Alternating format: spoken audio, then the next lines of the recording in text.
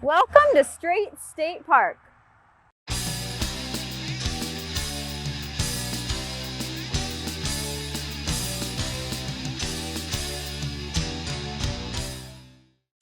Straits State Park is located in the town of St. Ignace, Michigan, which is just on the north side of the Mackinac Bridge in Michigan's Upper Peninsula.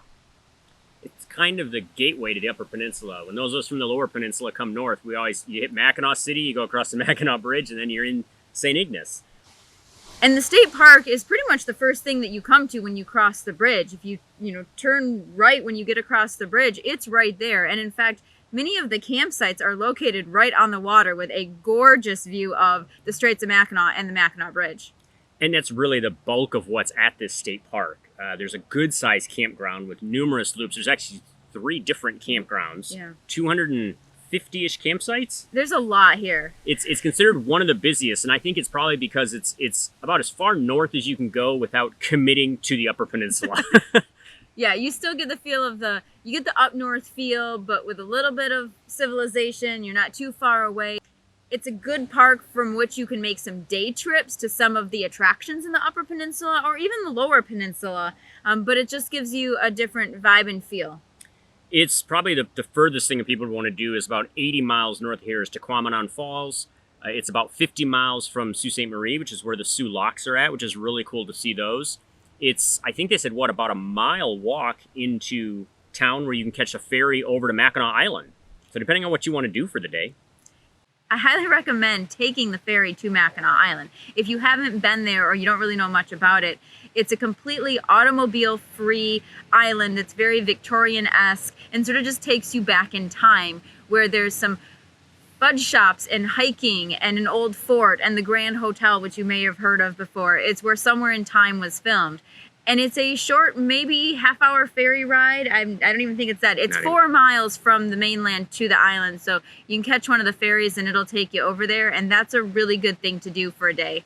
It's all horses and bikes. That's how you get around the island. And you can either take your own bikes over on the ferry or you can rent bikes when you're there. And M185 is the only state highway, I think, in the nation that does not allow automobiles.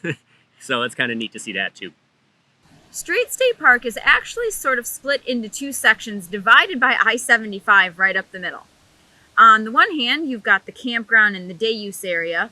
And on the other side of I-75, you have the Father Marquette National Memorial, which is a joint partnership between the state of Michigan and the federal government, because you've got a state park, but a national memorial in that state park. That memorial is a tribute to Father Marquette, who was one of the first people to found a mission and create a settlement here in Michigan. He is very well known for his travels during that time, and we're talking the 1600s, and traveling and meeting Native Americans, learning their language, going up and down the Mississippi at one point, and so just a ton of travel throughout sort of the Great Lakes area, and at one time produced the most accurate map of the area of Michigan and around it. So it's a very interesting story of his life after coming over from France. If you're not familiar with a lot of Michigan history, Father Marquette has a lot of things named after him. There's the town of Marquette, there's the Marquette Railroad, there's Marquette Park, there's Marquette River, there's a lot of things just throughout the state of Michigan that have the Marquette name attached to them. And that's because he was so instrumental in, sort of helping shape Michigan. There are a lot of towns in Michigan that have a Père Marquette or a Marquette Street. A lot of people have dedicated things to him. So clearly a big deal in our history in terms of the state. So that's here to do. You do have to drive to that because, as you said, it's across the road and actually across I-75. So you have to take the local road to get there. It's interesting. I mean, you can hear, because we've talked about how close we are to I-75, you can hear some traffic. But when the straits are stirred up and you're hearing water, especially if you're camping on some of the sites near the water, that's what you're going to hear, not the freeway. So that's kind of nice to have the nature sounds drown that out.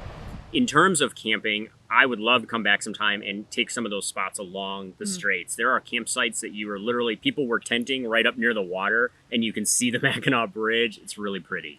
That's going to be gorgeous in the morning when the sun comes up, for sure.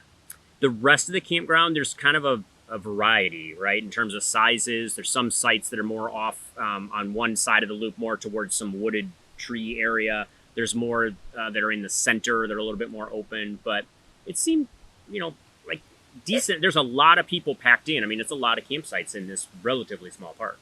I think the bigger campground, you are going to have a little bit more maneuvering. They're all grassy spots, but your typical fire pit and picnic table, which you might have to do a little bit of maneuvering around.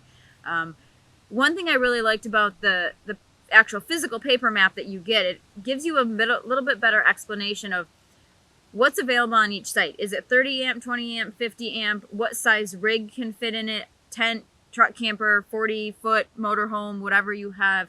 So you can kind of get a feel for what your neighbors might be, because you can look at that map and see the designations for the different styles of camping that can go on in each site. They do try to accommodate having that large number of campers. There are actually 2 separate dump stations for when you're coming in to get water or when you're leaving you need to dump your tanks. So that probably helps a little bit, but I assume on busy weekends it's still going to take you a while to get out of here because that's a lot of campers trying to leave. There is an organizational campground here as well that holds up to about 60 people on a site. So that's good if you've got, say, like a Boy Scout group or a church youth group or some kind of group outing where you guys all want to be together in one thing. It's more of a rustic style, so it'll all be intense, but that is available here as well. And then we're actually sitting in the day use area right now. There's a good sized parking lot here. There's a big, kind of grassy field behind us with some swings and play set stuff for the kids. And then you can take a little hike and go see a great overview of the Mackinac Bridge and see the Straits. And while there aren't really any trails here in this park, there is, I think it's about a mile long, but it's basically 2 different overlooks of the Mackinac Bridge, and you kind of walk from one side of the park to the other on that trail. Yeah, the overlooks are gorgeous though, so take a trip up there to see them because it's the Mighty Mac. Yeah, we're definitely partial to it, and we think everybody should come see it. But when you go up to the overlooks, take a camera, take binoculars. If you want to see the bridge a little bit better, it's a really neat thing to see. The other thing to note here about Straits State Park and St. Ignace in general is that on Labor Day, the Mackinac Bridge is closed to traffic and it's pedestrians only for the Labor Day Bridge Walk. And the starting point is essentially right outside the Straits State Park boundaries by the main entrance to the UP. And so this campground is sort of the base hub for people that are camping and want to walk that bridge. So it's going to fill up. So that's probably its most busy weekend is Labor Day weekend because people come here specifically to walk the bridge. But it's also just busy year round. It is one of the state's most popular parks, I think, because of its proximity to both Upper and Lower Peninsulas. It's a really good place to come and then sort of explore what the Upper Peninsula and the Lower Peninsula in that area kind of region has to offer.